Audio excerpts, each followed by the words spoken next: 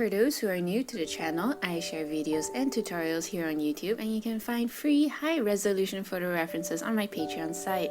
If you like what I do and you want to support me, you can show your love over at Patreon. Hey everybody, I'm Elise Wong, and today is episode 2 of Meet the Artist with Karen, the artist behind Memories & Co.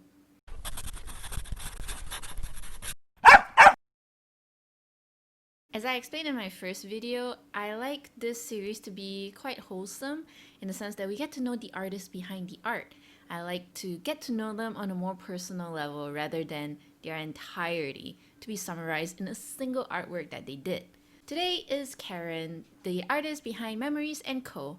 I thought to invite her to the stream quite early on as I found that her artwork is unique, and which is paper quilling. She does it so beautifully that I thought it would be fun to have her on and showcase to you guys what paper quilling is all about. So we asked her a few questions, chit-chat on just mundane things. We actually did the stream before Christmas, but I was too busy. December is like my busiest month with my day job, so I didn't have time to dish it out. So, well, better late than never, right guys? I finally had the time now, and here it is. You can follow Memories & Co on Instagram, the link down below in the video description. Hopefully you guys give it a listen and enjoy. And if you did, it would really help if you like and subscribe and share it to your friends who you think might enjoy it. I share videos, tutorials, and reference photos for free for artists to use, so if you would like to support me to make all of this sustainable, you can do so by pledging on my Patreon page. I would also like to thank my patrons for making this easier. You can also join my Discord where I'm trying to create a wholesome art community there, and also you can get notified when I go live on Twitch. All the links are down below in the video description. Now without further ado, hope you enjoy. Hey guys, hey Dark Fox, hey Chewy. Oh, there's people in already. Yeah, there's people in. With me today is Karen from Memories & Co, and she does paper quilling, which is really interesting. And just a heads up, I won't be addressing chat today because I'm gonna have some fun with Karen here, so yeah. So I'm going to sketch a lion, and she is going to do snowflakes. Yeah, I'll be making snowflakes today since it's a Christmas month. Oh yeah, Christmas is so cute though. Okay, so I have some questions for you, Karen. Yes, what is it? So on my Discord, let's see, hang on. So if you guys haven't already joined my Discord, you guys can check it out. So some of my people over at Discord have about 3 questions for you. The first one by Dark Fox was, how long have you been doing paper quilling and how did you get into it? I started it 8 years ago before I entered uni. So long story short, I actually went to another place to do a part-time job before I enrolled to uni. And then actually I help up in the art center during the weekends. And then I actually saw one book about quilling, talking about paper strips. And then at that time, I don't know what paper strips, what quilling is all about. So I asked the shop owners whether I can actually see it and then just explore about it. And then she just lent it to us, and then we just explore. And then from that day onwards, yeah. That's so nice. Kind of amazing. Yeah, because I think that time in Malaysia, this thing is not so famous yet, and then not so well known. So it's like, yeah, it's interesting to know this. So I actually started 8 years ago. And then from that time onwards, you can watch your YouTubes or even look more through books because there's limited resources back then. Yeah. And then that is where I actually started into it. And then if you see like 8 years ago and 8 years now, if you type in quilling in Instagram, there's a lot. There's a lot of people are doing quilling right now. Yeah, even I actually had no idea what paper quilling was until I met you actually. still seems last like, year, right? Yeah. yeah, which was last year. So like how Karen and I met was like we had this special event, which was kind of what was it? Bank Nagara. So it's our national bank having like organized an art gallery, and Karen and I were one of the selected few artists, and that's how we met. Yeah, Yeah. it's been so long. I can't believe it's been so long. But it really helped because I think that event kind of like helped me learn, well, not learn, but like introduce me to a lot more local artists, especially if you like, you don't know any people in the art industry, then it's like, oh, it's kind of cool to see other people doing different styles and different things. Yeah. And then like using different medium to create something also. Oh, yeah. So, yeah, it was very interesting because I never knew you could do that with paper. I also never knew that paper quilling actually, yeah, you can the highest level that I can see people do is actually human portraits. I Wow, think with that paper quilling? maybe yeah, with quilling. I Wow. think that take me is another 10 more years. No, but I like yours though. It's so cute and adorable, especially the owl that I bought from you. It was like, oh, that was so adorable. One of my favorites. Okay, let's see. Next question is by Abby Verson. He asked, what was your creative process like and how do you come up with ideas? um Creative process. Normally I actually refer more to books, like floral books. I'm more to floral types. And then if I would like to have some ideas on what people are doing, I follow some of the Instagrams. They did quillings, the quilling artists. Then you can inspire by their artwork. And then Pinterest is one of it, but then I seldom using it. But then if you want to get sometimes to be inspired, Pinterest is a good way. Not necessarily you need to type cooling to get inspired, but you can actually see like sketchings or any other things. Then you can just anything can make up by papers. Hmm. Yeah. That is true. Well, I don't really use Pinterest all that much compared to Instagram, but I do know it has like a lot of, especially when people like to make collections of their own, and then you can get inspired by that. Mm-mm. I remember you did the car one. That one was so good. I like that. It That looked quite real that was actually. my first time doing it. But actually, I have put a paper background at the bottom, so I was like just like doing it according to the colors. But then some people's when they do that kind of like edge quilling, right, just putting the paper piece on top of the um, artwork, Mm-hmm. they actually don't have anything sketches below. Ah. They only have a rough outline, and then they will just do it. They will just paste it according to their imaginations. Yeah, that is another level. I think it's kind of like similar. Like for me, like when I do like realistic ones, I tend to trace. So it's like it's a good Mm-mm. guideline.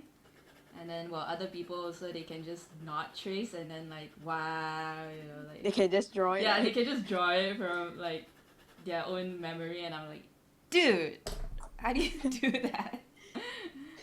But yeah, but it's also like a good guide to have all this down.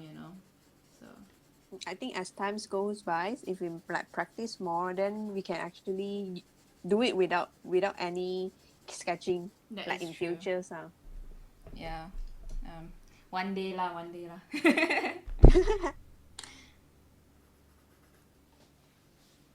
Okay, and then one last question. This is by Bella P. She asks, "What is your favorite thing about paper quilling?" The process, the satisfaction that you get when you finish one artwork. Like I show you. Let me see. Where did I put it? If you remember, or if you have ever seen this heart piece, Oh yes. you can see there's a lot of like big flower pieces, right? Yeah. But the process of filling in the gap, can you see like the gap in those paper that I actually fill in between here? Yeah, the process like making you to like feel more patient to finish up all these things. Then it takes times lah. It takes times to let you think, like to calm you down, to make you relax, and then at the end of the process, when you see the whole piece is filled, and then your heart is also filled. That's what I like about quilling. Aww. You get to see the end products. I do. I actually like. After I met you, I actually tried to follow like other people's styles on paper quilling online. Mm-mm. And I do admit that I really like yours compared to the others because I like how compact yours is. Like you fill all the gaps, and I find that so satisfying. People will think that, well, this girl is like so complicated. Yeah, I really do like. I like your style a lot. Yeah, that's why I feel myself like a bit too complicated and then too time consuming on a piece of artwork. But actually, I enjoy the process of making it like that. Mm. If I see some holes, right, I tend to fill up the gap rather than like leaving it I do like. leaving it blank. Yeah, I find that very satisfying because I saw like some paper quillists. They Mm-hmm. would they do it very loosely. Mm. So yeah. Guess it's the different styles or different approach of doing it. How big is your piece? How big is your drawing for today? It is A2 size. So A2 is double of A3. yes, I this is the biggest piece I've worked with. This is my first time using A2. I'm comfortable with A5 and A4, and then I'm like, you know what? Skip A3. Let's do A2, and here I am. I like to give myself so much pressure, and then after that So I will regret. this one is just started or I just started halfway yesterday. through? Ah, So yeah, it's all like very loose, very chill. You know, if you finish your piece or don't finish your piece today, it's all good. that is huge. I don't think you can. Normally, it will take how long to finish up? Like estimation for A2 size. Oof, I don't know. I'm thinking maybe within. I think I can finish within the week if I'm Rajin, if I'm hardworking. um, but for this one, I don't know. I think maybe. Well, one thing I like about sketching though is because you have all the tools on hand. Like, it's not like painting. You need to prepare your water, and then you need to change color, and then you need to use different brushes, and you have to focus on which one is lighter, darker, the color that looks good. So like I like sketching because you just focus on one color. You just focus on black. That's it. You know. So it's like less stressful for me. I feel like I can like my planning process is much easier. So this one is like I don't think I will what do you call that? Like I don't think I will use so much brain power for this and stress myself over it. So I think maybe So I can finish it within the week. without doing any other things Yeah, or without few doing hours like per day.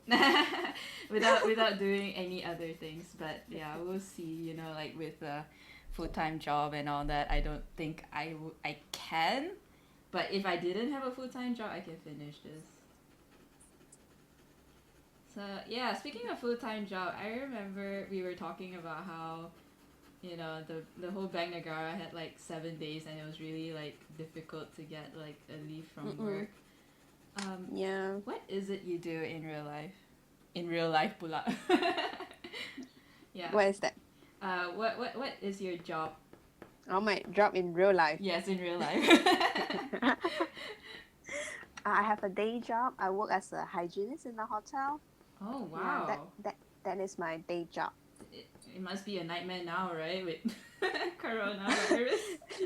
It's quite quiet in hotels right now with this COVID and anything. Yeah, people less travel, quite bad for a hospitality industry. Yeah, I can imagine.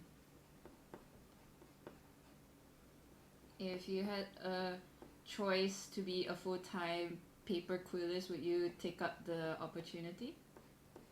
Yeah, Aww. actually, yeah, I think I give myself a little bit more time, then I can venture into this.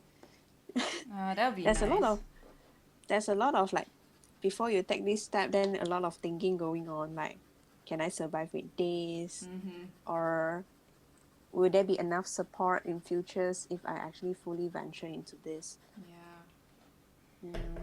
I think the main thing is you need a lot of courage, like to step out of the comfort zone to Oh, actually do yes. this. That is so true. It's so easy to be trapped in the comfort zone. Mm-mm. And then you're scared that after you step out, right? What happens next? What if you don't survive in the Right? next 3 months? Oh my god. Yeah, especially like, oh my gosh, it's so like scary because like what happened if like nobody expected coronavirus to happen? What if something like that happens in your life, kind of thing, like unforeseen Mm-mm. circumstances. And you just start thinking about all the what ifs. Yeah, that is Do scary. you want to venture into this in future full time? Yes. That would be nice if it's possible. I You do. have a timeline. You have a timeline for yourself. I don't know. It's kind of hard because I have a family business, so it's Ah, like kind of hard. You want to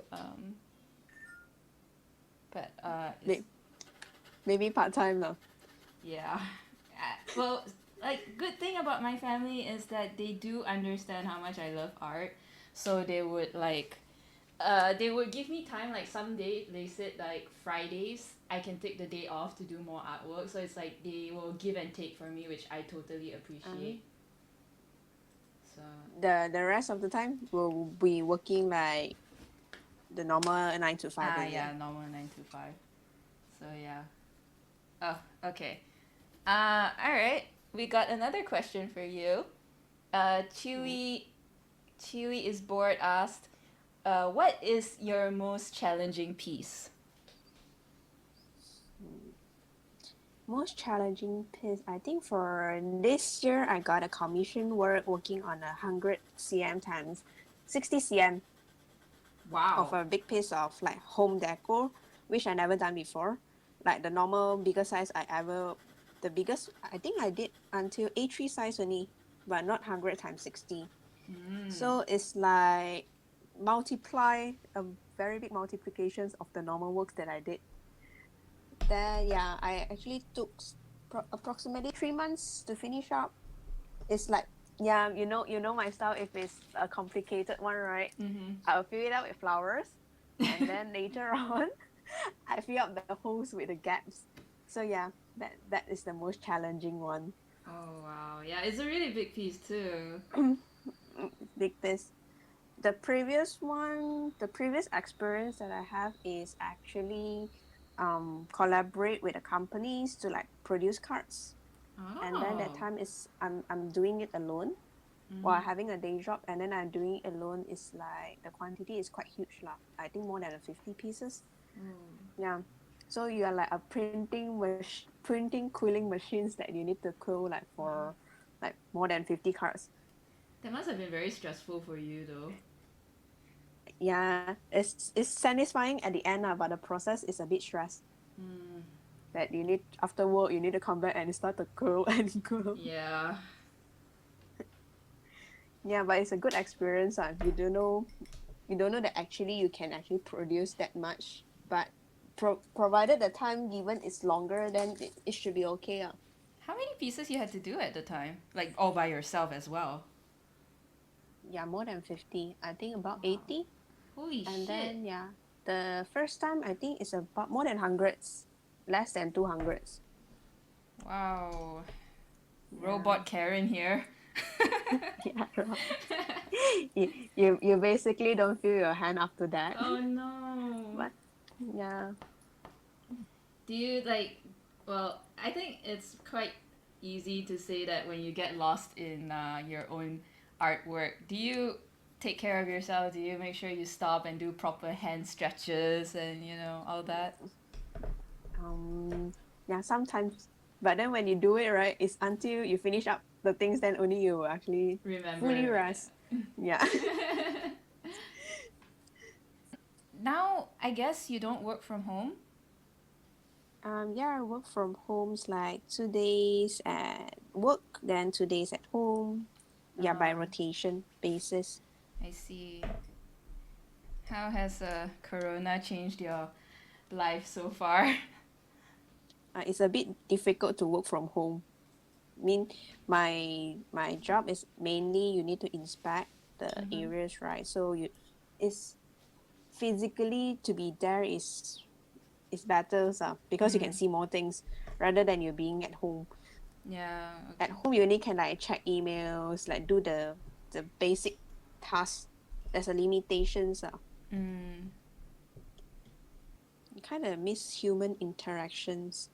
Like now, when you go to work and then the workplace, there's like only 50% of the people is working. Mm. Then the rest is like working from home, Um, and then you need to be distant with people. You cannot be too close when you talk. yeah. My gosh. And I I always think right now when you watch when you watch dramas before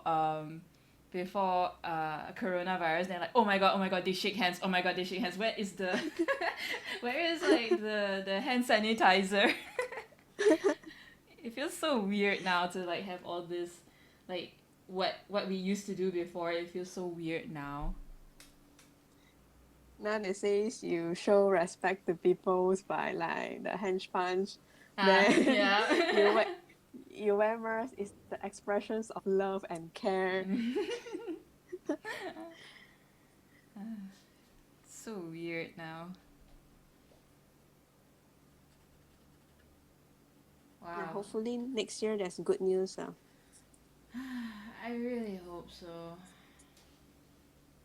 Cause I mean, I wasn't really that outgoing to begin with, but then when somebody tells me I can't go out, then I'm like, no, no, I want to go out all of a sudden.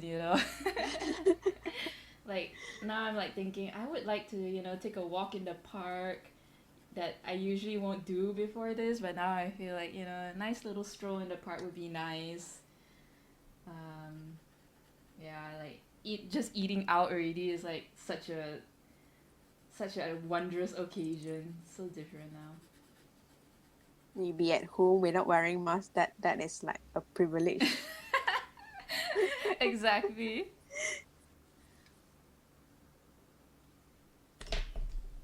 So you have been doing paper quilling for 8 years.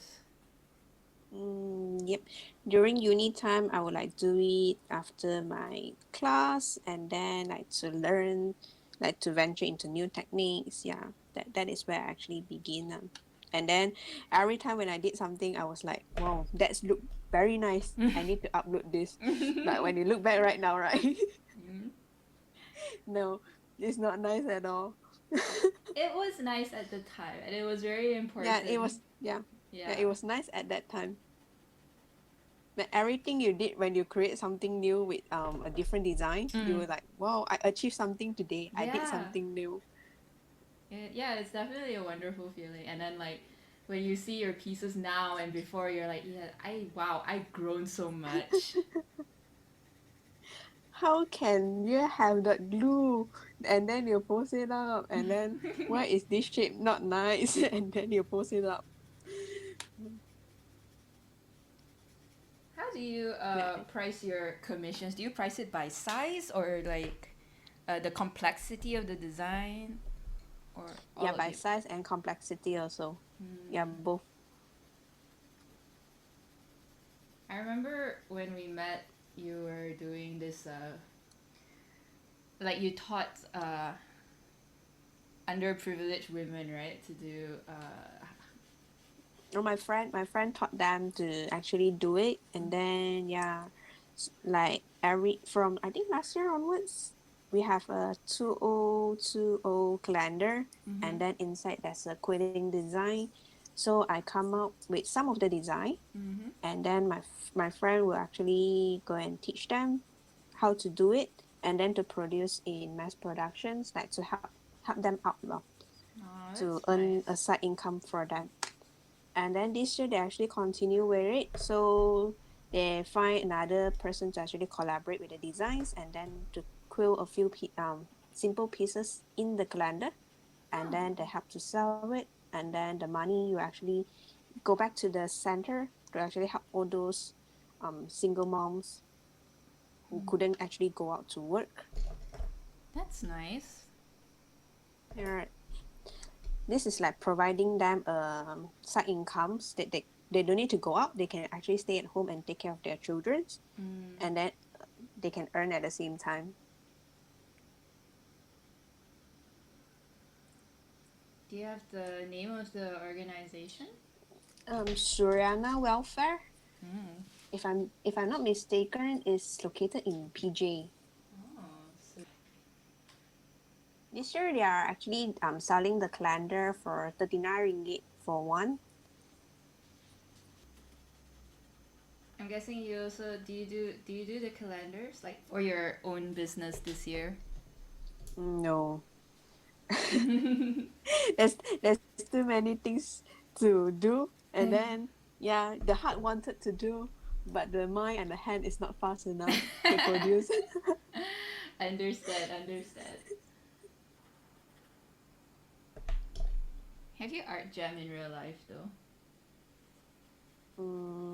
Nope. Mm. Mostly is like workshops only. Hardly art jams with other peoples. Mm. Mostly it's teachings like one to one or in a small class or in workshops. Then the rest of the time I'll be doing alone Mm. with a laptop in front with um drama or any movie that is on. I need some voice like to hear it lah. Same. I am so same. I need to watch my drama to do um, paintings. It's like a good distraction from like if you keep doing the same thing over and over, it's just good to have a distraction. Yeah.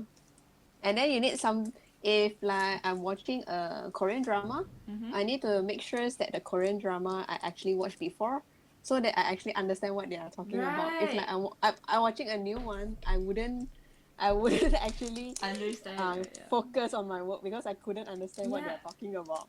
Which is why like that's why I hardly ever watch like Korean drama or animes because it's so hard to read subtitles and do what you do. So Yeah. I hardly That's why you ever. need something that you understand. Yeah. Understand and boring enough for you to not focus on it. You just need some background voices only. Yeah, exactly.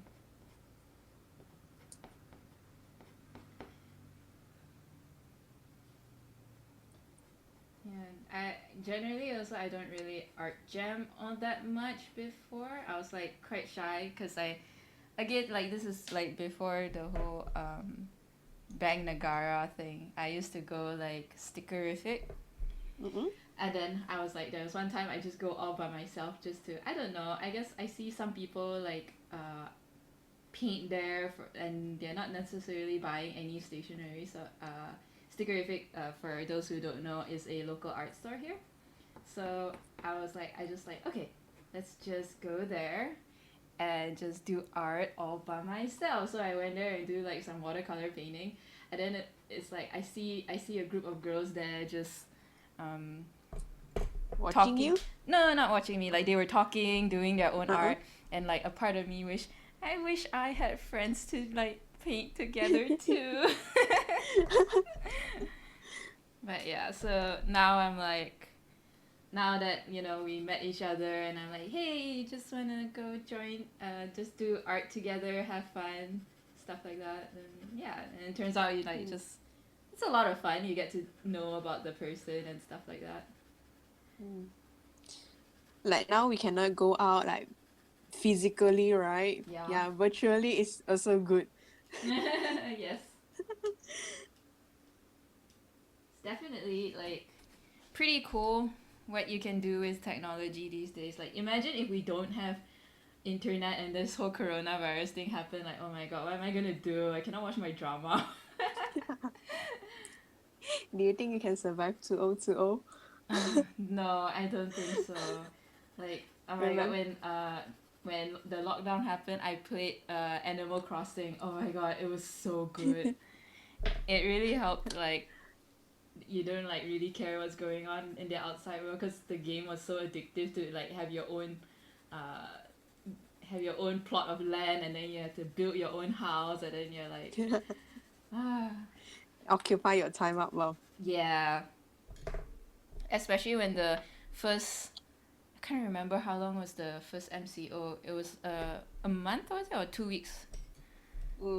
Since the 18 March, Yeah, is it? I think that one probably 1 month. 1 month. 1 month. Yeah, there wasn't much work you can do anyways because and nobody is like really working. So yeah, it wasn't much to do, and it felt in a way it felt like, oh my god, this is the longest holiday you ever take in your life. Yeah. In a sense that it's kind of privileged lah to actually stay at home and then you have the time to do the things that you wanted to do Yeah. like all this while. On normal time, a day job, right? When you go back home, what you want to do is just to rest and sleep. Yeah.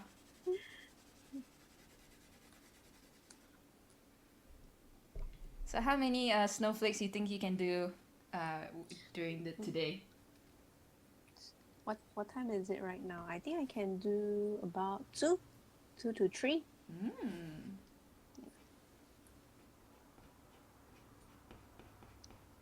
So I'm guessing all your When snowflakes are for sale.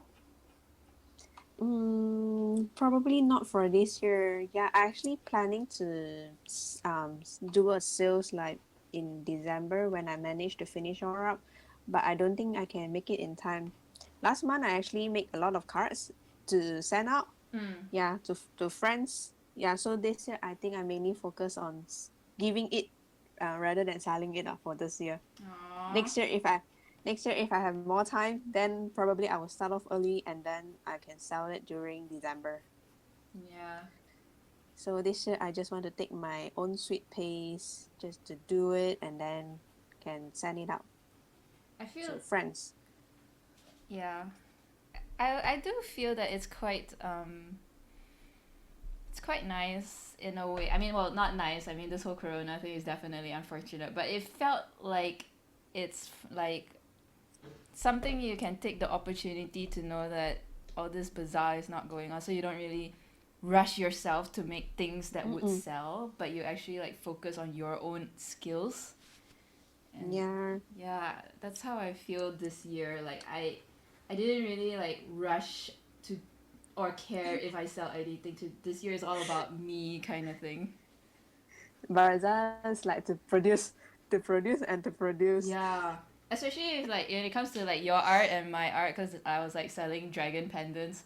It's like Mm-mm. you have to. It takes time. It's not something you can just go to the printer shop and ask them to print just like that. You know, like it actually takes time and effort, and it takes more than a day to actually do one.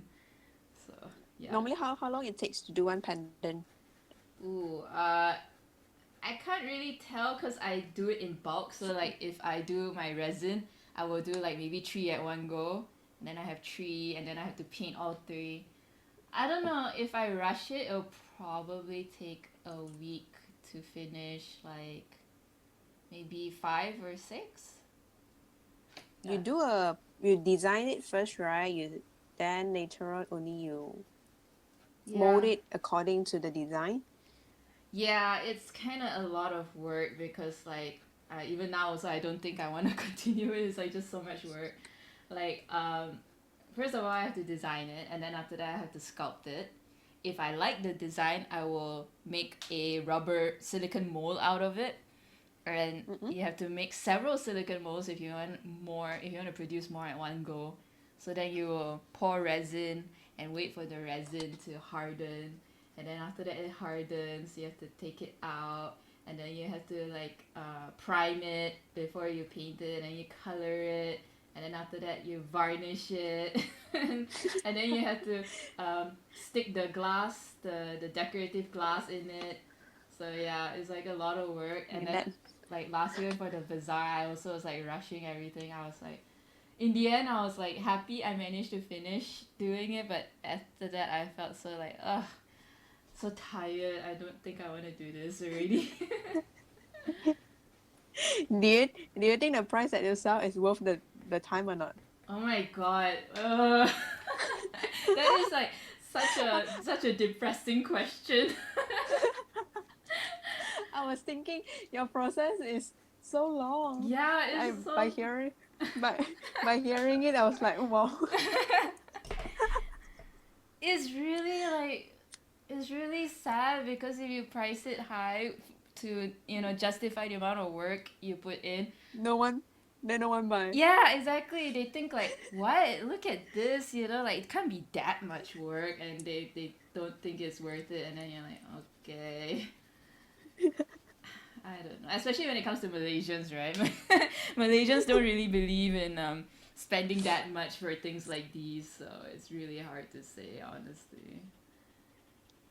Yeah, sometimes I do get that when people say this is just paper. Oh my god, you can feel your heart just like crack.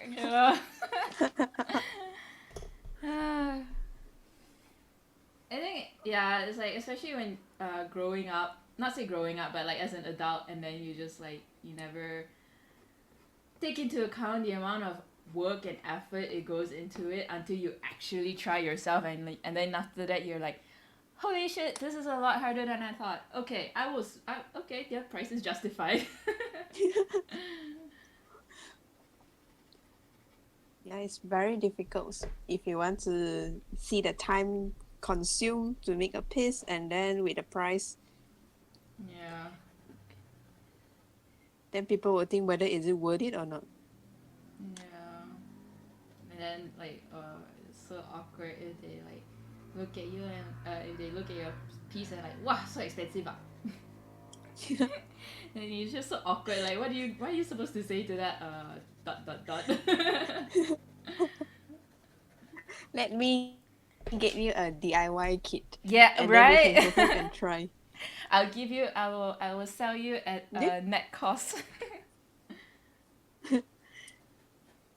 Your pendant manageable to produce in a DIY kit or not? You ever thought about that? I actually did think about it, but it's kind of weird because like when I put the pendants in, right? Mm-mm. Because the mold at the time is like ngam fit only ma.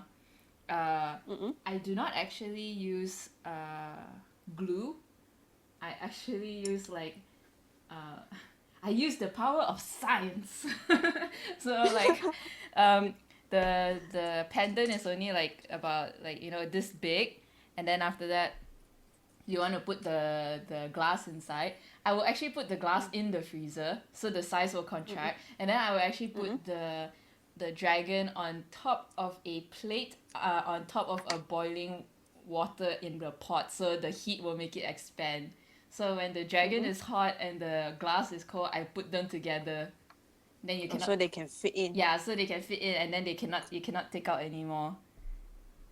Ah, Yeah. okay. So I don't know. I don't quite know how to tell people. No, you don't use glue. Because there was one time I actually used glue. I used super glue, and the super glue is kind of like it made like some weird mark on the The glass. glue mark, is it? The after drying mark? Yes, after drying, then it leaves a mark. Okay. So learn from mistake lah. And that's why I don't use glue. But it's kind of weird to tell people in a kit, no, you're supposed to put this in the freezer, and then the other one, you have to boil a pot of water, and then put a plate on it, and then only put the dragon on it. It feels really weird. That is the best, like the best experiments that you get the result. Yeah, Is it? yeah. Probably you need to like put a YouTube link. You can do a video Oh, and then actually, you that put is on a such a good YouTube link. idea. That's actually a really good idea. Thank you, Karen. Because if like you self-doing is a very long process, right? What about you supply them with just like give them hands-on to try like how difficult is or how interesting is the process of making a pendant? That is Probably actually with dragon sculptures, you can don't do it until that complicated. Maybe a simple one. that is Then actually very then smart. then even the parents can accompany the children to like try it out on making it. Yeah, I definitely am considering doing a DIY kit, but another problem is I don't know because like you know how when you start off with something because you're not sure, so you buy the quality of the things not so good. Mm-mm. So the resin, the silicone mold that I use, I think it dries quite fast, then it cracks, and then when I put or sometimes when I put the resin in also like there's like all this air bubbles. So when it comes out, it doesn't look very nice until Mm-mm. I actually I have to sand it and do a lot of tweaking lah. So another problem is that I also have to experiment with higher quality products to get Oh. like to make sure that when the mold comes out, it comes out very nicely, and then you don't have to waste so much of your time trying to correct it you know um, when you would sell Mm. it lah. Because I Mm. mean that one I wouldn't mind paying extra to save more of your time because I think your time cannot get back ever. Mm. Yeah, you Mm, can experiment and see how it goes. yeah, Whether is it worth doing a DIY kit or not. yeah.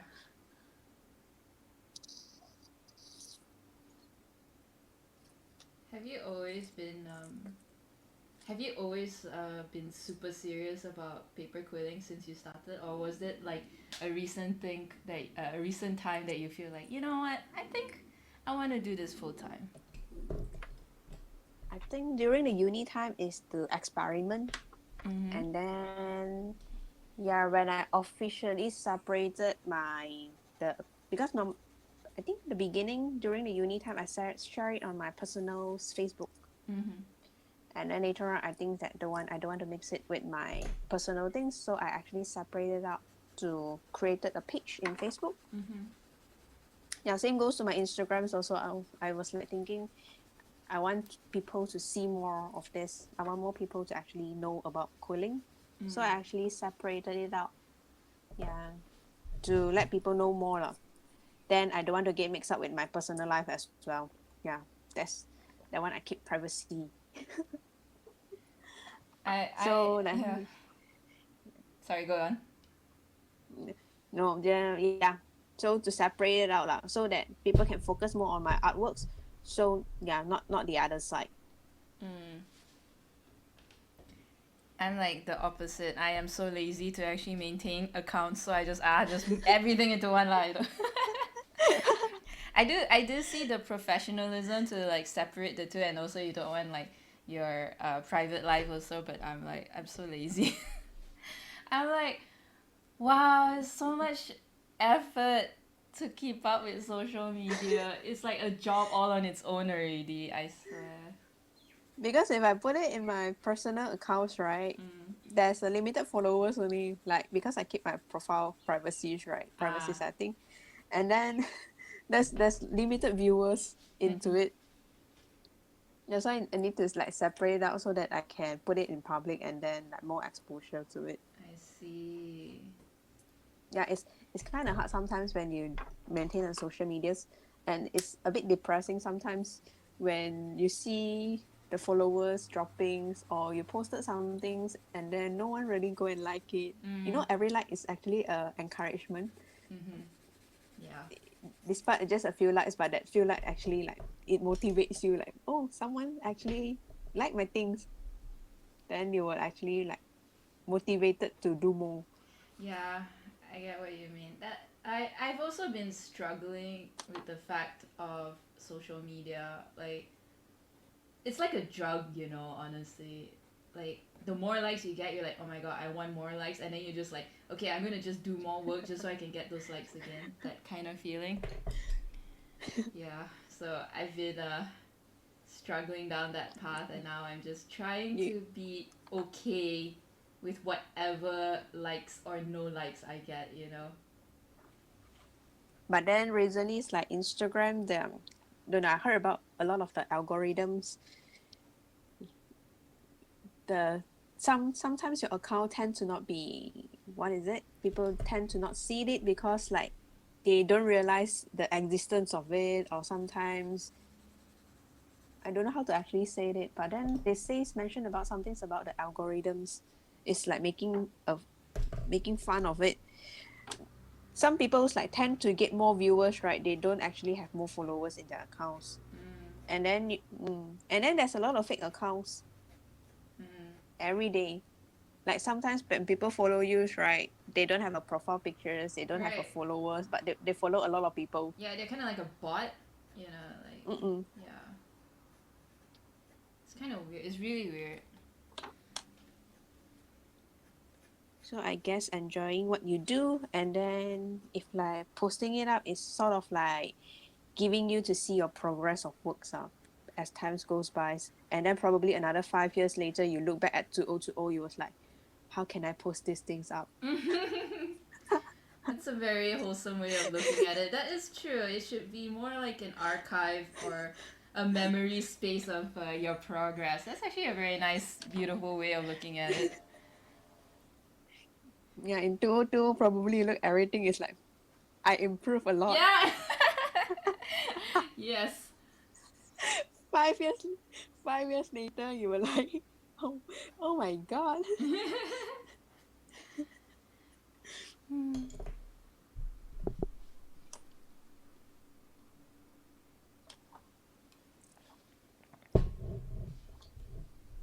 When you shade it darker, right, on your piece, right, do you like refer to the image itself, or you get the feeling of like this side should be a darker shade and then that side should be a lighter shade?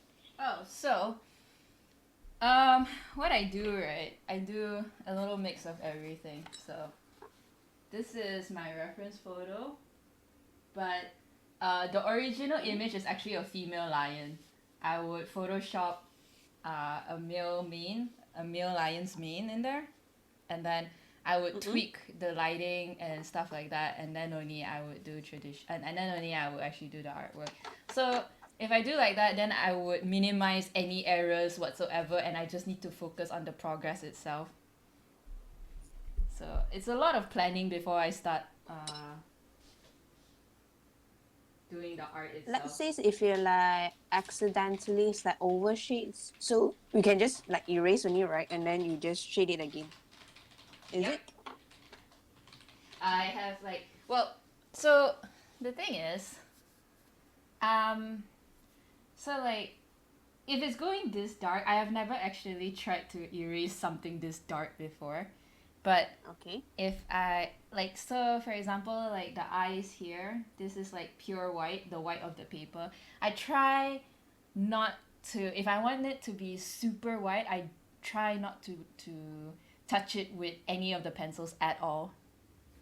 To Okay. because it's like it's much easier to just leave it white than to actually like erase it, you know.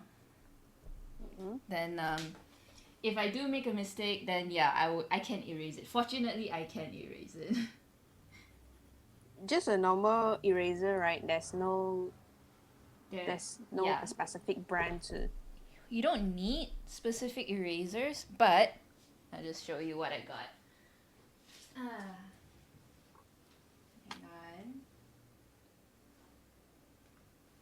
Yeah, you can definitely like if you have. One thing I like about sketching is that it's so easily available. If you have pen, paper, eraser, you're already ready to go. But for erasers, I can use like you know the pencil eraser you used to see at school. Like oh my god, you're so cool if you have this kind of eraser.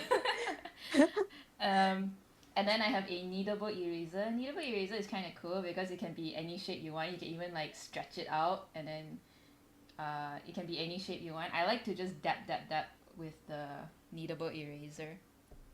The pencil eraser, I like it because it's like for example this at the edge here is super thin.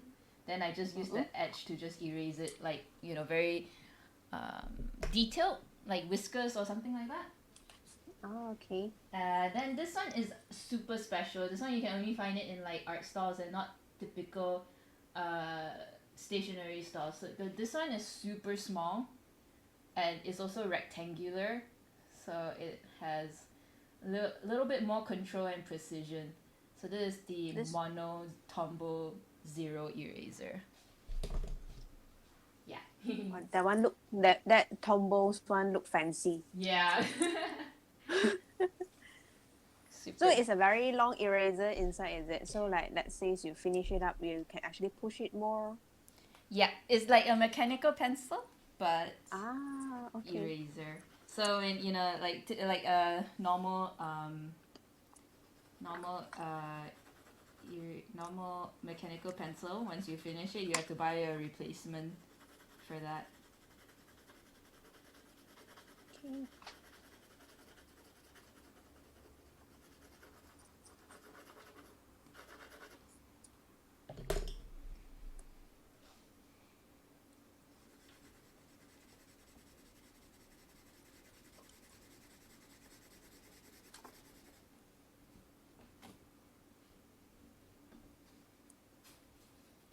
What is the one thing you miss due to the coronavirus?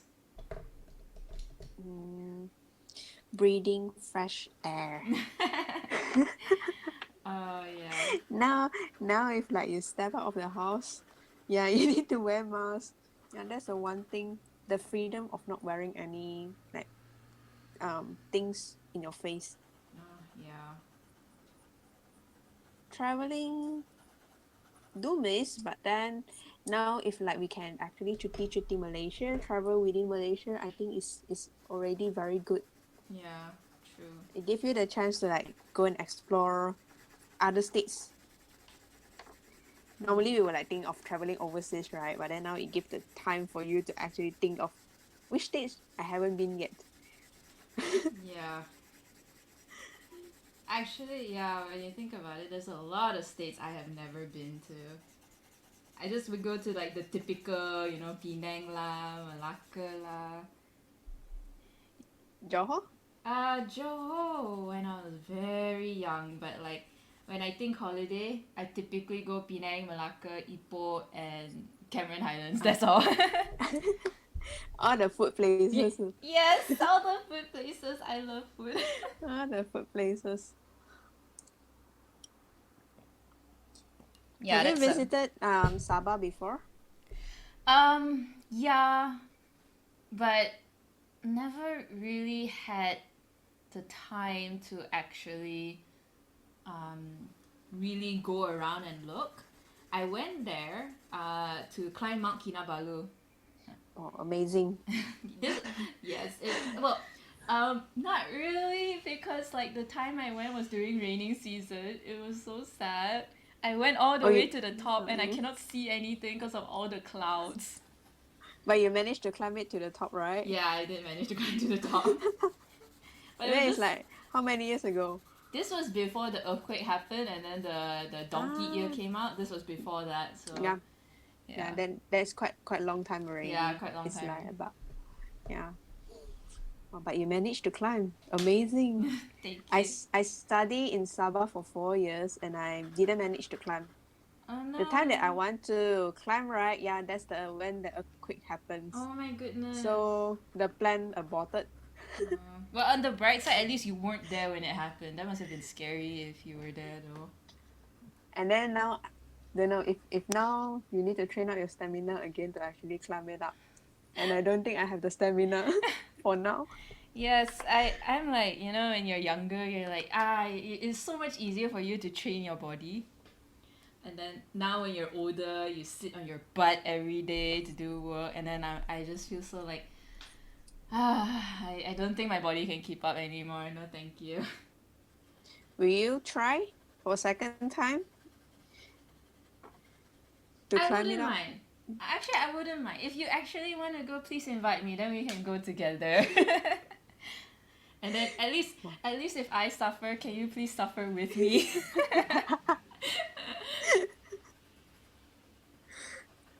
It's either like you pull me up or I pull you up, that kind of like scenario. Yes, that's what teamwork is about.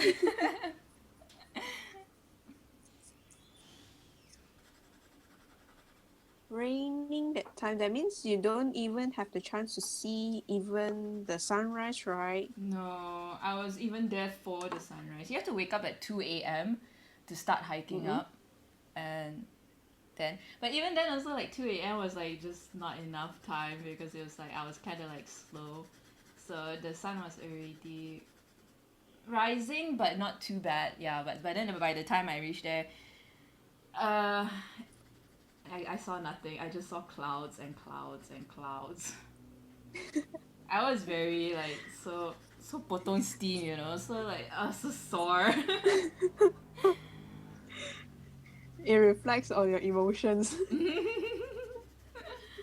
Cause I'm like I went there because like I love taking pictures. I brought my camera up there and everything. Nothing to be seen. Yeah, and then there's nothing to be seen. I was like, oh my god, this is so sad. So the only picture that you took is what with the sign is it that you have climbed the highest mountain. Yes. Ah.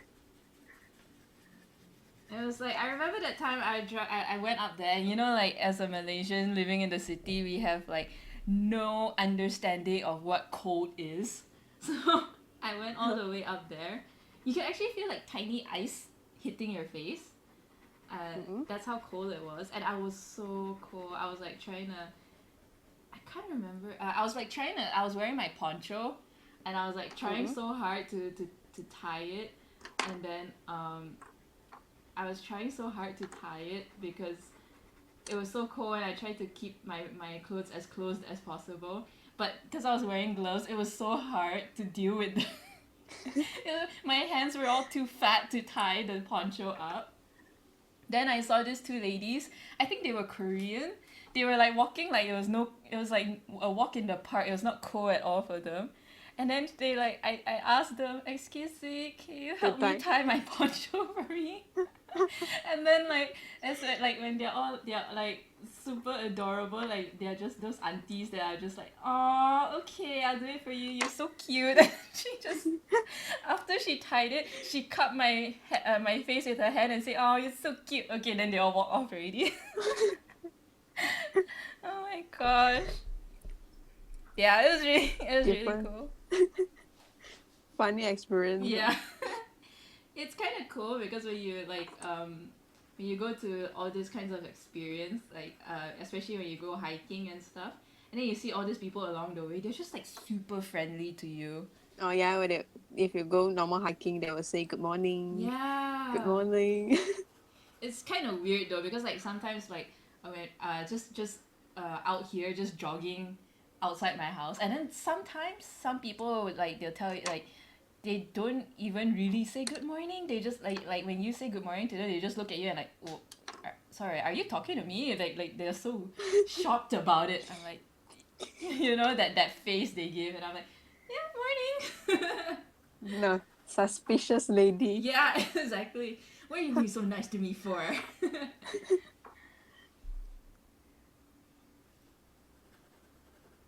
Would you actually want to climb Mount Kinabalu again? Hmm. Well, not There's again, there's a right? f- Yeah. it flashed before in my mind, but I don't know whether it sticks or not. Or I will just let it go. Yeah, I don't know. It's like when the moment you become an adult, I start to feel lazier, and like it's like it's such a nice idea. Then after that, I just forget about it. Because like thinking about training, or like I get very stressful when I travel. I'm like thinking, oh no, but what about work? When I come back, it's gonna be more. No, no, no, no, no. I don't want to go like holiday because after that, when I come back, there'll be more work to do and stuff like that. So I get very anxious when I travel. You already think about the future. Yes, exactly. They always say like anxiety is always worrying about the future, and I'm a very anxious person. But but is it true that when you come back, there's a lot of work to do? Well, a little bit, but it's always manageable in the end. So I always like give myself like unnecessary Worry. Then your parents will be like, you think too much. Yes. Have you ever tried other mediums? For what is that? Oh, as in like, Pencil, paper? have you ever tried other mediums? Meaning like, have you ever tried like other types of art, like acrylic, watercolor, sketching? I tried before watercolor. I attended Fatia's watercolor workshop, I think like last year, beginning of last year. Ooh, was it That before time I was or? like determined before 2019. I think it's 2019. Oh, so you actually know Yeah, I each was other like determined. before the. Sorry, so you actually know each other before the Bank Be- Negara lah. Yeah, we know each other way before. Oh, I think okay. we know each other during 2018. It's also through the Bazaar. Let me think. I think Ah. in Atrium Mall last time. Yeah, 2018 we have a Bazaar in Atrium Mall. And then that is the time I know Fatia. And then later on, I attended one of her workshops Mhm. to do loose watercolor. Uh-huh. Yeah, I was like determined I want to learn some watercolor and then to mix it up with my quilling. You know, like sometimes you do quilling, you can do like the Flora Wreath, right? Uh-huh. They can actually replace by watercolor and then you just add on a little bit of the quill pieces. Yeah, I learned and then I think it's a bit difficult. you need you need like a constant practice in watercolors also. Yeah, I do feel like for me, I don't know. I feel like watercolor is one of the harder mediums to learn. I feel like, because you have this idea that watercolor might be easy because it's like one of the more popular choices to do in schools. But Mm-hmm. I think it's quite difficult. I think the wrist, the technique of like moving your hand, how to move it freely. Sometimes you can see people when they do watercolors, the gesture that they move is like wow, so smooth, Mm-hmm. and then so nice. Yeah. Yeah. Then yeah, I tried before that. Then calligraphy once in a while, but then it's still not good. You need a lot of practice for calligraphy. Yeah, I remember like the first time I went to try calligraphy, especially when you go to Stickerific, like, and then you enter their store. Oh my god, everything looks so fancy. And I also want to Did try. you try on? I did try. It was really hard. Like you said lah, it's like you know the technique, but you really need to practice in order to pull it off very nicely. Like basically everything you need to like a prolonged practice to achieve that kind of effect. Yeah. Will you be interested in learning other kinds of mediums though, or do you think you're super satisfied with paper quilling? I think I will need to practice more on brush and the Mm. watercoloring. I think I need to that is one of the things that I love to see and then I would love to try it on. And then I hope one day I can actually combine both together Mm. to see how the effects is. And then I would like to learn about calligraphy also. It's like too many things to learn. And Yeah. then you can combine the wording of calligraphy into like probably cards. Oh yes, that's really good. Yeah, that's a But then very good combination. it's a very nice combination, but then you need a lot of like determinations and time effort. That means you need to sacrifice some of your time here and then to like learn another thing. So Yeah, that's the hard part. yeah, this is the two things I'm interested at.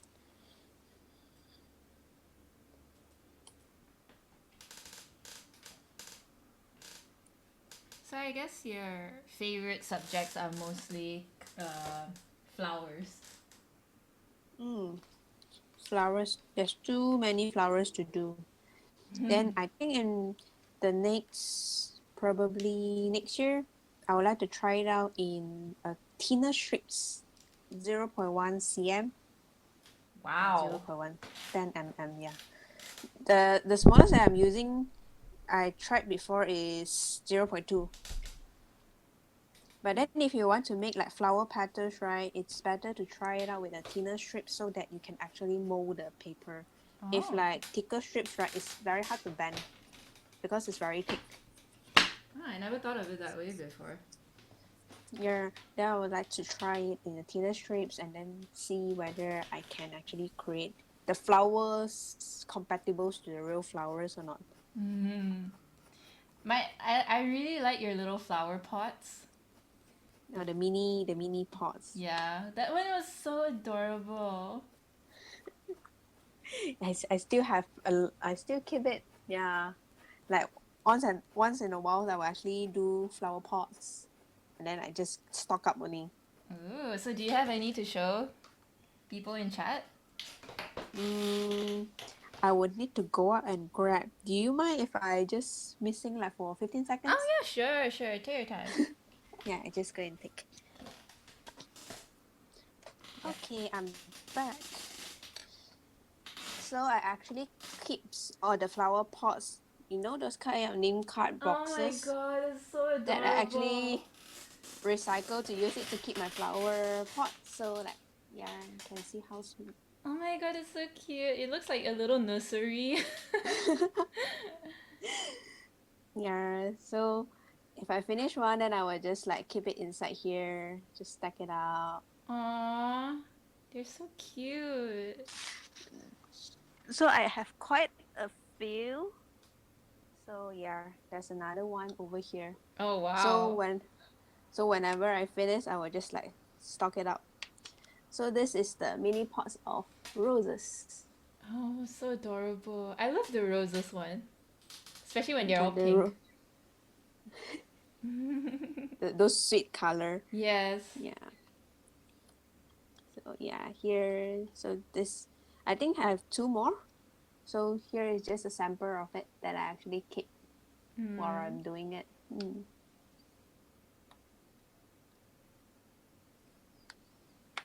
Aw, thank you for showing.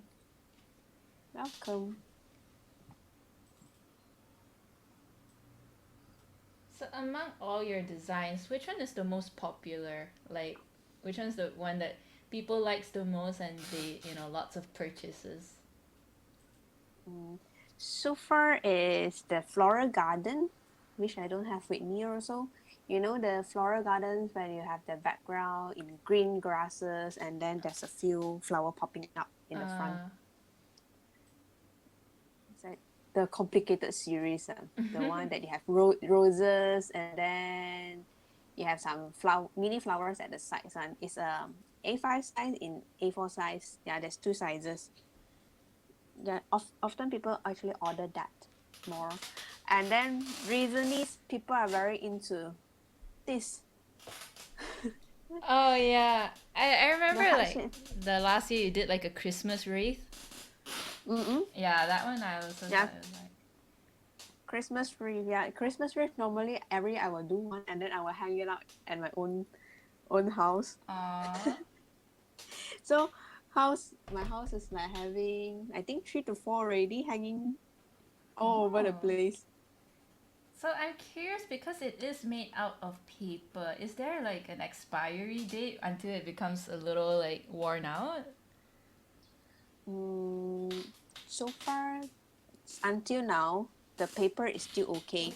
But I've seen before if like the paper strips, right? Mm-hmm. If you are putting it in a painting and then probably you put it under prolonged sunlight exposure, Mm. the paper strip probably will fade the color of the paper strips. Makes sense. Makes sense. Yeah, as long as you Mm, like try to avoid putting it within the elements of the sun or mm, mm. rain as much as possible, it should last a lot longer. And then it's better if you are having any things that are hanging up, it's better you keep it inside a frame. Like my Christmas wreath, right? Mm. Even though I hang it up without putting it into a frame, in a prolonged period, it actually will have dust. So what you do is like every time you need to take a brush to actually clear the dust away. Ah, okay. It doesn't do harm to the paper, so just that it will collect dust only. Okay. Yeah. it's quite annoying how dust can also like cause like the color like discoloration also, which is really annoying. Mm. And then you never use a damp cloth to actually wipe it because you actually will wet the paper strips. That is So true. you just use a cloth. Oh no, you use a brush just to brush it away. Okay, interesting.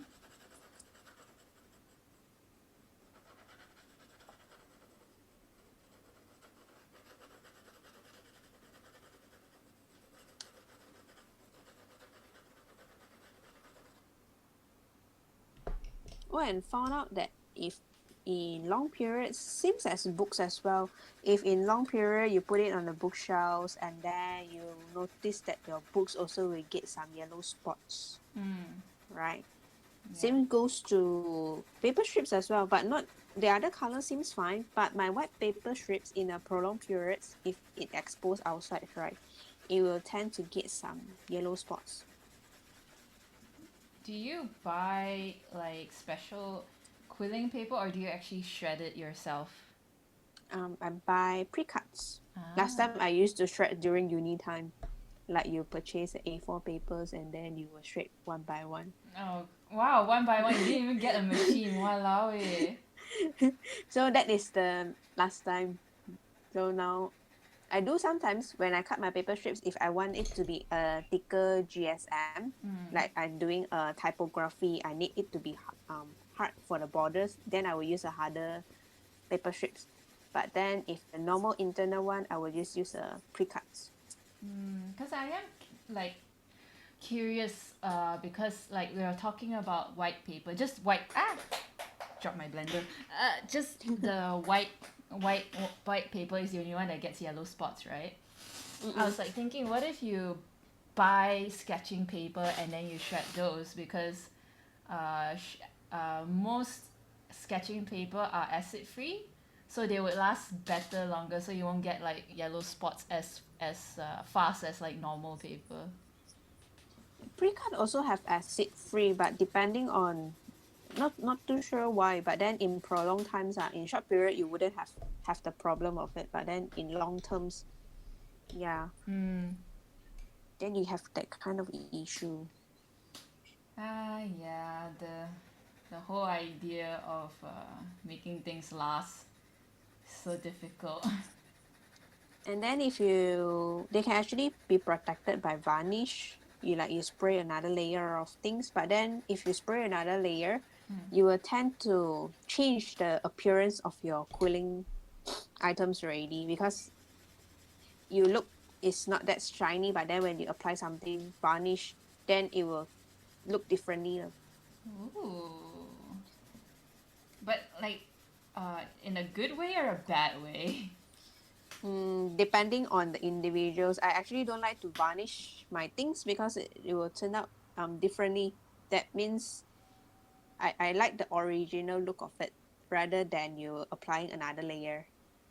When you say varnish, do you mean like you apply it with a brush or is it like those spray kind of one? There's you can spray it or you can actually brush it. Both way also possible. But you don't like either way lah. If I brush it for my like the owl, right, I normally brush it with white glue.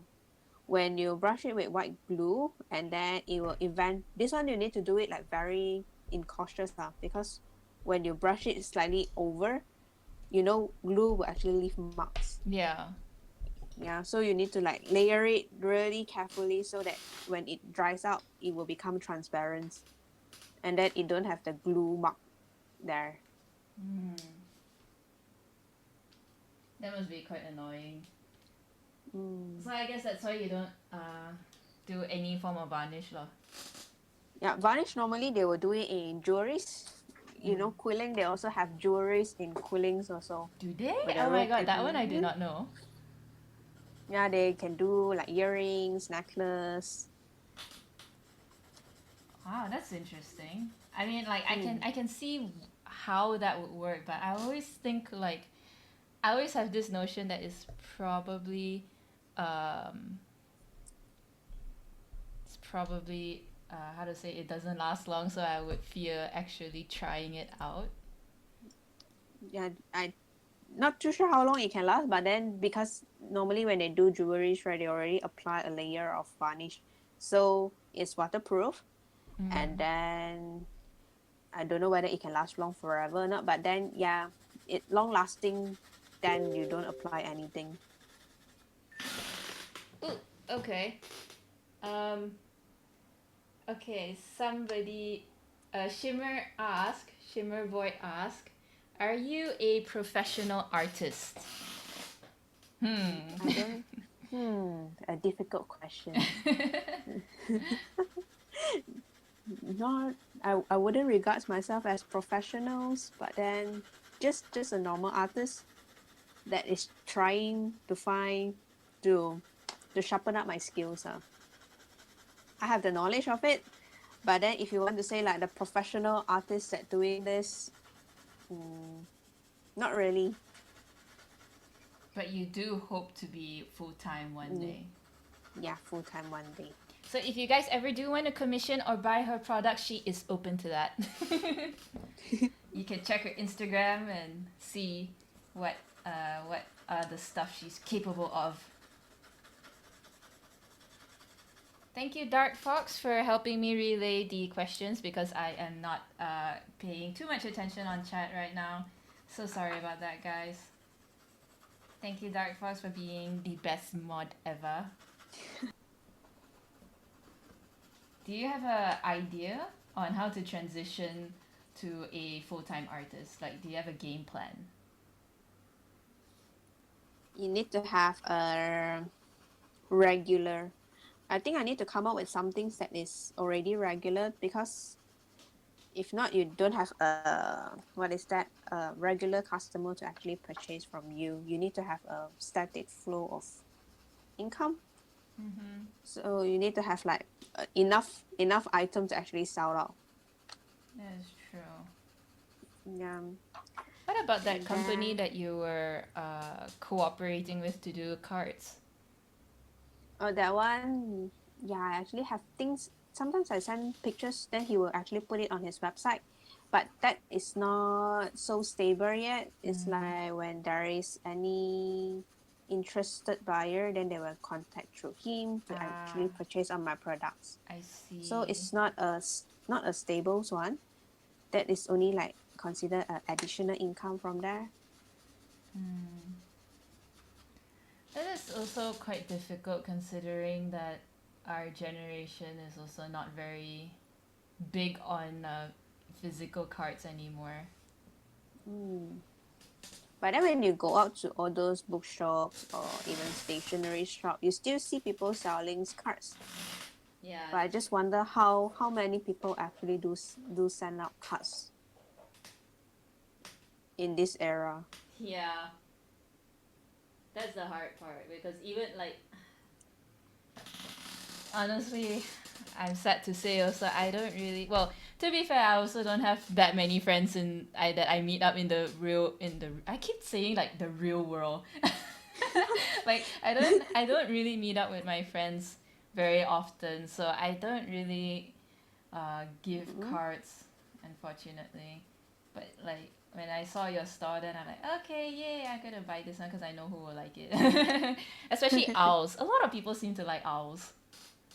The owl series, right? Yeah, the owl series. I think because is it too adorable? I think adorable, but like I don't know why. Also, like generally speaking, a lot of people seem to like owls, as the bird itself also, and then the fact that you make them adorable also is like okay.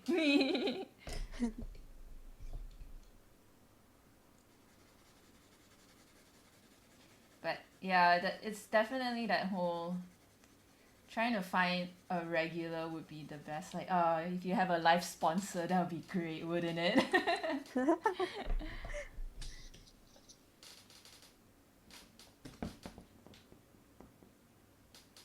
But definitely, I also like the idea of you can use your things, you can use your artwork as decor for the house as well. Oh, I like the idea of wreaths because that would look so good on the door. So far, I have never sold any of the wreath yet. What? Yeah, because wreath, the wreath is too time consuming with all those pieces, I see. and then people think that the price is a bit too high for that kind of piece of work. So normally wreath is not so sellable. So probably I do mostly like I do it, then I will like just hang it in my house. Quite a number of wreath already.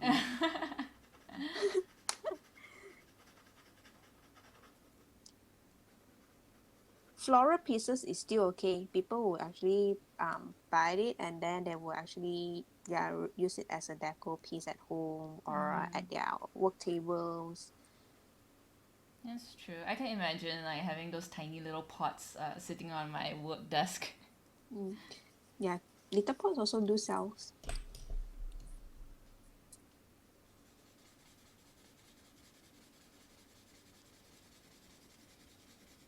So next year I was thinking doing a larger piece to actually promote it as a home decor, because that's another possibility to look into do it home decor, to actually put another larger frame, maybe in the living room or in the own bedrooms, just to hang it up. That would be nice. Tomorrow is another day of work. The start of the week. You haven't finished Sunday yet. I know. But it feels so like, when you do art, and then next thing you know, 3 hours went by, and then boom, next thing you know, half a day went by, and like, you know, so like, That is when you are doing artwork, the time passes without you knowing. It's right? like you think that I have enough time to finish up this piece today, and then later on you was like thinking, why the time passes so fast. Yes, that is very, very sad. And next thing you know, your weekend is gone. No.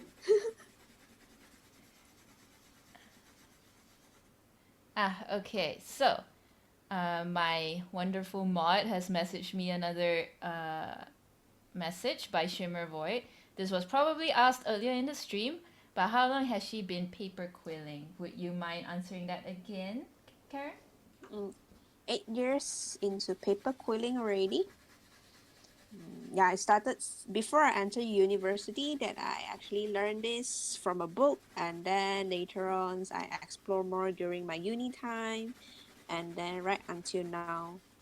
So throughout the whole process, I actually have refined and my skill, and yeah, to work more into details, because the basic shapes, everyone know the basic shape, but to make it every shape perfect, that is another skill to be sharpened off. Yes, I was So did like, I answer that questions? yes.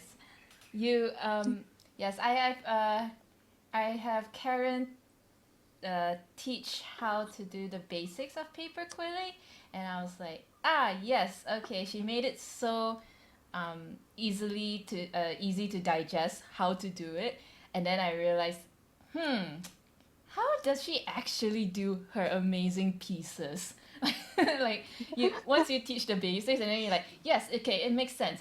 Then after that, you're like, but yeah, how do I go from here? Like you think that if you have the basics, you can sort of do whatever you want, and then after that, you just look at her pieces and you just feel like, no, no, no, I'm definitely a noob. Oh, which I forgot to say, congratulations for ending up in the newspaper. Thank you. And like, wow, it was also like a long article too. It was like half a page of the newspaper. Yeah, half a page of Yeah. it. Wow, that's really like such a big accomplishment. She found me via Instagram, and then later asked me gave me a set of whole questions. There's a lot of questions to be answered. Ah, so okay. So you guys didn't know each other before that? Like it just like was it just a random one day somebody emailed you, hey, I'm gonna Yeah. write an article about Uh, you. yeah, to write an articles, and then due to the CMCO, the partial lockdown, Mm. we couldn't meet up face to face, right? Then she say, just for the safe sides, let me call you and then ask and talk to you about this, and then later she sent me a questions and then I answer, yeah, via emails. Did a part She of say you if oh sorry, go hmm? on. She says that if not MCO, we will actually meet up and then to go through the questions. That means Mm. that face to face kind of interview, not this kind of the written. Yeah. Mm. Did a part of you feel like this is too good to be true, right? Like this person call you and then say it's for newspaper. Do you did a part of you feel like that? Firstly, I thought it's a scam. Yeah, I was like, if somebody called me, I'm like, I want to know about It's your like no, life story. if somebody just like find you via text and then says that you want to interview, you're like, huh? Why am I gonna be interviewed? Like, what did I do? Or then yeah, So what convinced you otherwise? like you ask further whether is it true or not, like why, what makes you want to interview me. Hmm. Yes, I was also like trying to think if somebody just called me up one day, I would like to write an interview about you. I'm like, I think today's Malaysians mind thinking was like everything when there's someone call you or unknown number call you, probably it's a scam. oh my god, yeah. Especially you have those robot calls. Do you have those robocalls? Like they'll call Those like some automated message will call like, hi, I that have one a that one I will package. just straight away hang up. Right? Same here. It feels so like so annoying.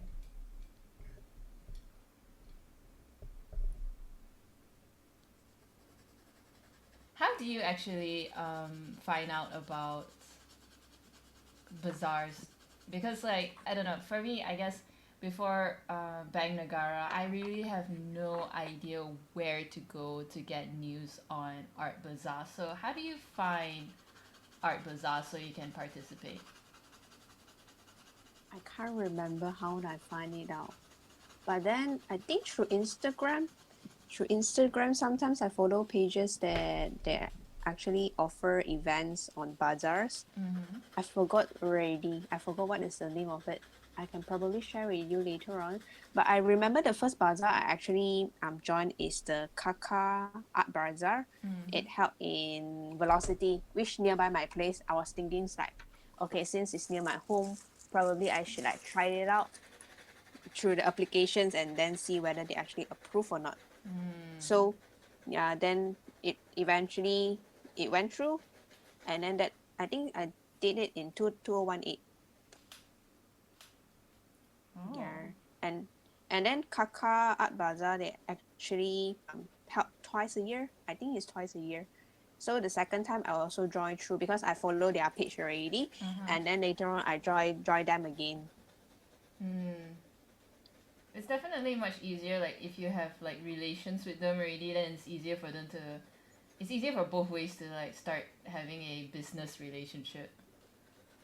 And yeah, and then later on I think the artsy crafty, artsy crafty, I artsy, think yeah, Charlene. yeah, I know what you mean. Yeah, Charlene actually have another bazaar in, I think, yeah, end of the 2018. That is the time I met Fatia, Hmm. the one that they actually did it's not a bazaar actually. It's sort of like workshops. Like Hmm. people pay for a fees of like a certain amount of money, and then they can come in and experience the workshops. There's Oh. 10 workshops in one day. Mm-hmm. I think it's like 10 a.m. to 10 p.m. Okay.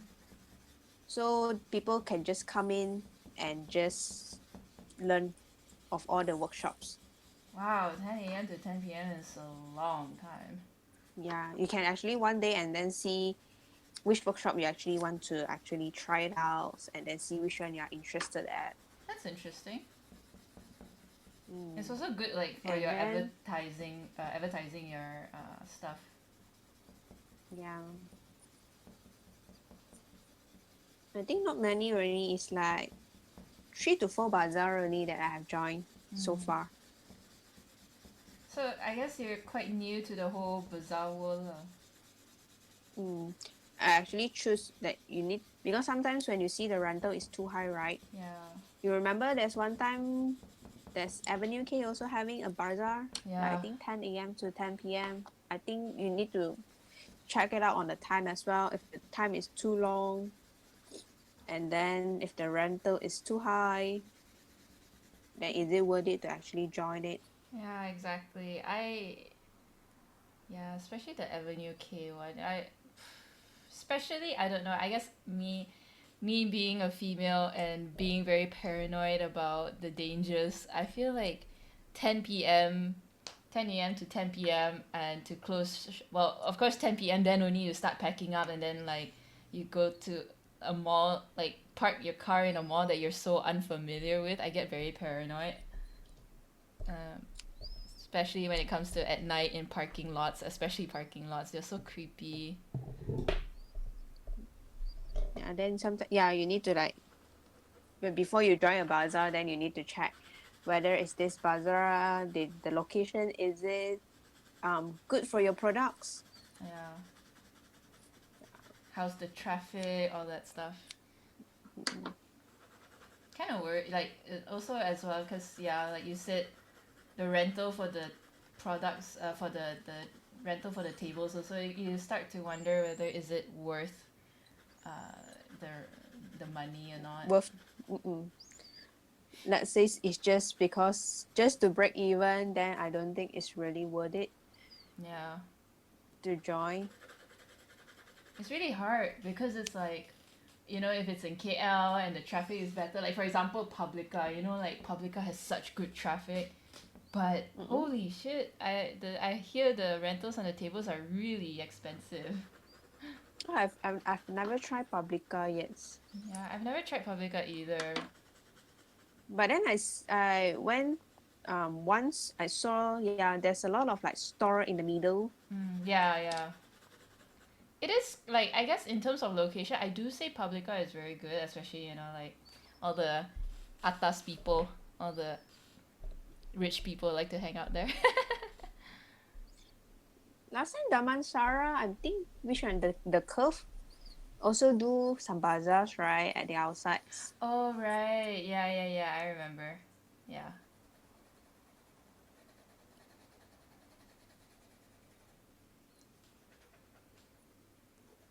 I never actually tried Curve, but like I don't know, cause usually it's like I don't know. Every day they seem to have a bazaar, right? Mm-mm. If the bazaar it seems to be everyday one, then it's not so workable on like our kind of products because it's like putting up a store there Yeah, for people to just like walk in and buy. yeah. Jaya one also on and off they do have a bazaar. Mhm. Mm. I quite like Jaya one in terms of location. And then it's pets friendly. Oh my god, yes. My neighbor doing bobbles and bows had like a golden retriever. Ah, so cute. I think that's the only mall that is pet friendly, right? I think so, yeah. I love the fact that it's pet friendly. Do you have any pets? Nope. Mm. Would I you like want to to have? see, but I wouldn't.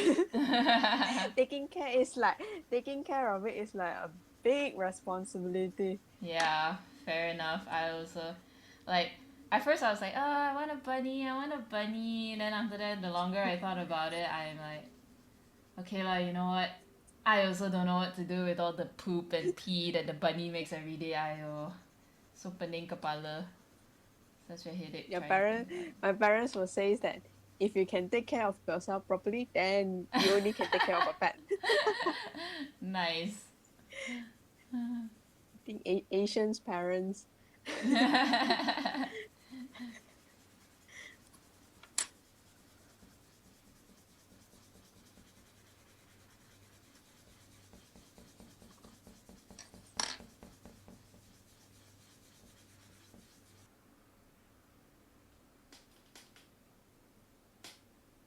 Nah, the snowflakes are looking nice. Yeah, I did the first one.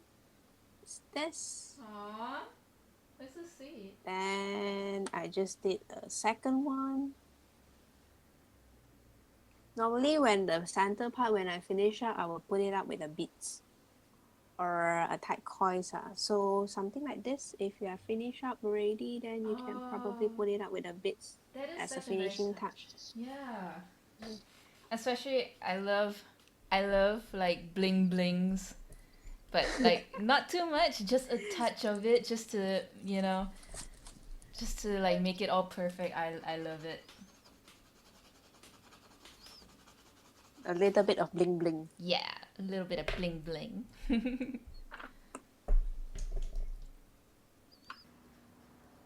So with paper quilling, I think paper quilling is quite, I don't know, I guess for me it still feels very niche. Like I don't know any other artist that does paper quilling. Do you have like your own community of like paper quilling artists? Yeah, they have a community. Yeah, I think the states they actually have a contemporary quilling groups. Then you Mm. can actually join it. Or there's another one is I think it's the Quilling World. I think in Facebook. So yeah, there's a community in it. Then every day there's someone posting up their new creations, or probably they're asking about some techniques or what kind of things to prevent your paper from damaging. Then you can see all sorts of um, the members. They will actually whoever who want to answer it, they will actually come up with ideas. Mm. Yeah, it's quite good lah that you are not alone into this. Yeah, I guess that like before um, before meeting other artists locally, it feels very lonely because I don't know. I guess like I always think that if you go to art school, you would probably at least get some art friends and stuff. But then like Mm-mm. when you don't go to art school, you don't really know who to talk to because your normal friends don't really do this kind of thing. So Yeah, who do you even go to? And then like you can always, that's the great thing about internet, you can find communities that will like talk to you and accept you and help you whenever you have certain problems or certain techniques. yeah, especially in this era, Yeah. like social media is the way that you get in touch with the rest of the people. Yeah. And then back then, like 8 years ago, you don't have much of this kind of resources. You have no one to actually ask. You only can like ask Google Mm. Yeah. on quilling, like how to do it, and then you can just only by watching YouTube's or sometimes just the pictorial kind of tutorial, Mm. looking at pictures to like how to refine your basic shapes. Oh my god, I But remember those books for dummies. Oh my god, yeah, there was one it's about acrylic painting. I read that one. yeah, it's like you're reading words and then you need to imagine yourself like, how Yeah. is it? Yeah. Wow. How times have changed. Now it's Definitely. like every go to more visualized, right? Yeah. Especially like the fact that you even have a video. Like can you imagine trying to explain what you're doing with just words? Like you like imagine you have to take, yeah, okay, so here's like the paper strip holder. Now you have to put the paper through it and just twirl, and you're like, okay, I guess. But like the fact that you now like you can actually like take videos and show them how it's done, then you're like, yeah, Yeah. especially when you're like a visual person, it's like, yep, that's so much easier to follow. I once asked my mom to help me out, Mm-hmm. like to do some parts of pieces. So you remember that the quilling tools, the slotted tool have the hole in between, so you can actually slot your paper in. Mm-hmm. Yeah, I remember. you remember there's a hole here, and then you slot your paper in, and then you start to roll, right? Yeah. So I asked my mom to help me out. I actually need some pieces, so I actually give the tools to my mom. So she keep on wondering why I can roll that fast, and then she keep on rolling, and then the thing doesn't shape. Then I ask her what is her problem. Like, do you not know how to roll, or do you want me to like just demo to you once again? Then she say just demo one more time. So I say slot the paper in, and then you start to turn, and then she say, oh, there's a hole in between that thing. Oh my god, then how has she been rolling all this time? She been rolling outside. She been putting the paper straight outside, and Oh then she my keep on god. Okay, you you gotta know when you admit put it she out. got skills. Wow, if she can do that, that's actually really good. Yeah, that's why she take a longer time to roll out a few pieces. Then I was like, wow, amazing. Then she say, why didn't you tell me there's a hole? Then I thought there's a hole in between. Oh my gosh. How many of those did she do? I think more than 10. Oh my god.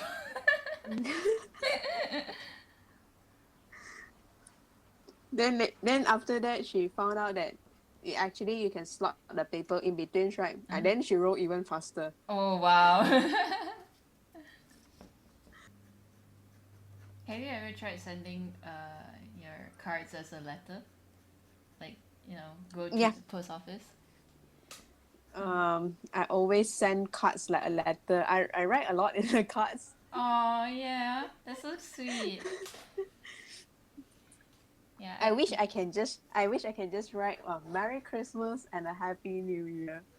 But like you dear who, Merry Christmas and a Happy New Year from who? I always wanted to do that, but I was like, that is so empty. Yeah. Then you tend to write like, how are you? Like, what have you been to? And then normally for like 2020, I mean every year's like year end when you're sending out Christmas card, you tend to like summarize what you have been doing for the past 1 year in that one particular card. Right? Yeah, Yeah. you tend to write more. Yeah.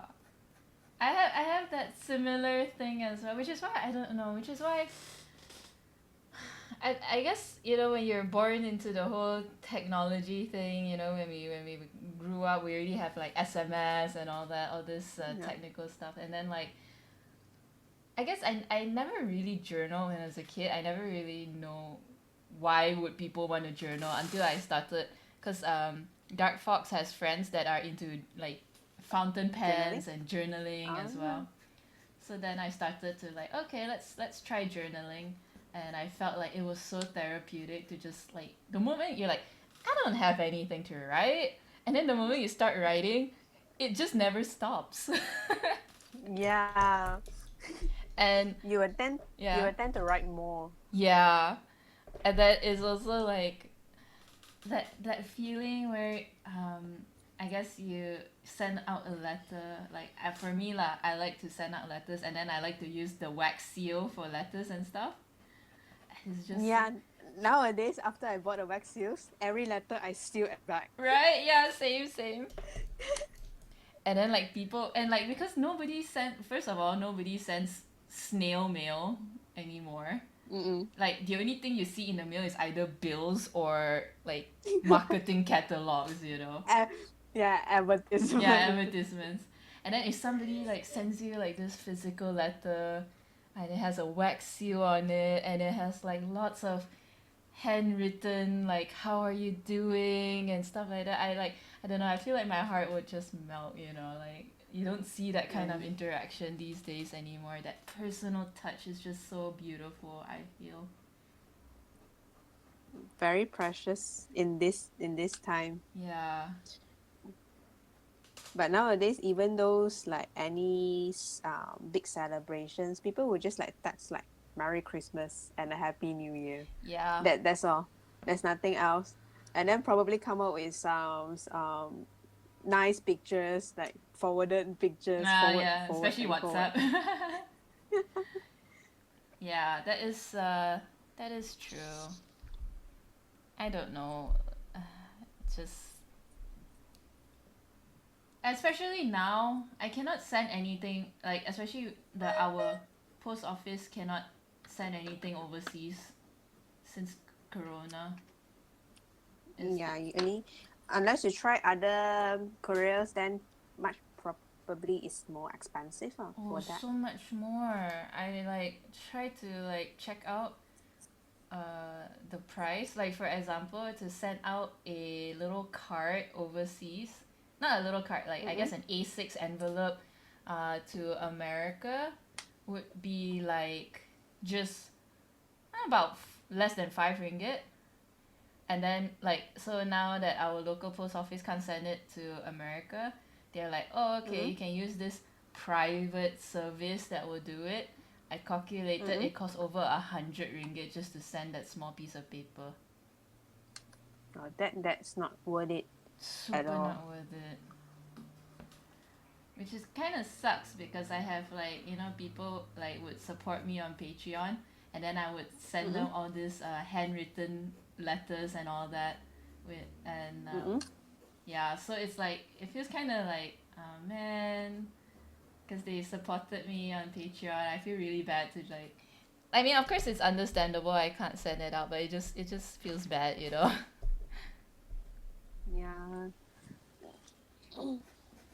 But 100 over ringgit just for that one small. Yeah. You need to sell a lot of things to get back that amount of. Right. Yes.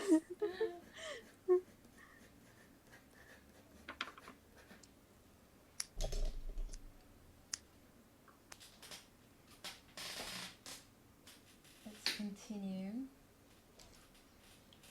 Huh. All right. I'm a little stumped now. I don't know where I want to continue. I guess I'll just continue doing more fur lines here. It's a bit um, light. I'll take my 2B pencil. Where's my mechanical pencil? Where's my mechanical pencil? The grumpy elite. I found it. You know how like I have such a messy table, and then I'm like, where's all the things I need? I only can see your drawing. I cannot see your messy table. That is all you need to see. Don't see anymore. You don't need to know how messy my life is.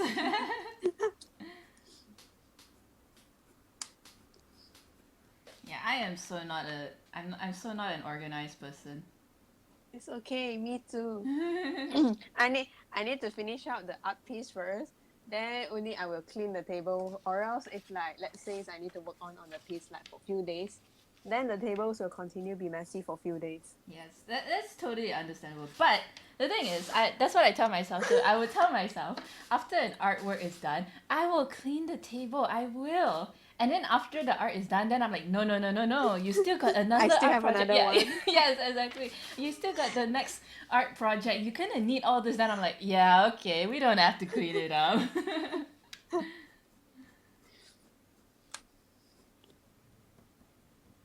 It's challenging, right? You have so many arts that out there that you wanted to learn, Yes. and then you don't have time to actually split.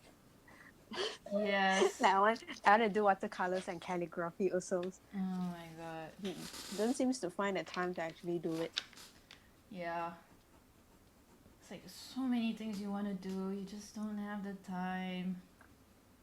It's either you wish you have like 2 pairs of hands or like another additional 12 more hours in your day. Yeah.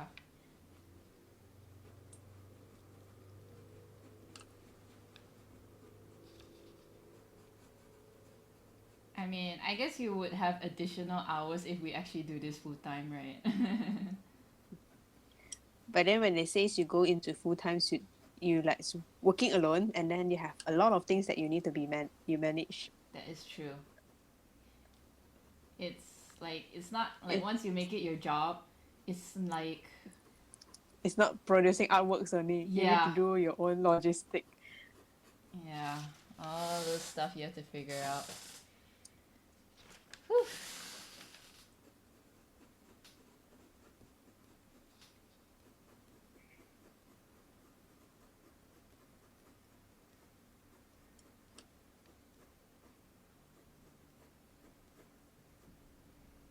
thanks, guys, everybody, for joining us today. I really appreciate it. I like to thank Karen from Memories and Co. for joining me on this live stream session today. You can find her over at Instagram, and she does commissions and stuff. So if you guys plan on using her expertise, she is available. Just look at all that wonderful snowflakes she did. So beautiful. Be nice. And wherever you are, take care of yourself. Bye.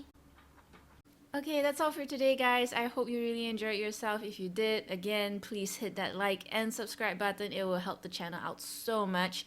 If you want to help support me, you can do so on Patreon. And you can catch out when I am live on Twitch and join my Discord for a wholesome community. That's all, guys. And don't forget to give Memories & Co. a follow on Instagram. Alright, thanks, guys. I hope you have a wonderful time wherever you are. Please take care of yourself, especially during this pandemic that's going on. And that's all. See you in the next video. Bye.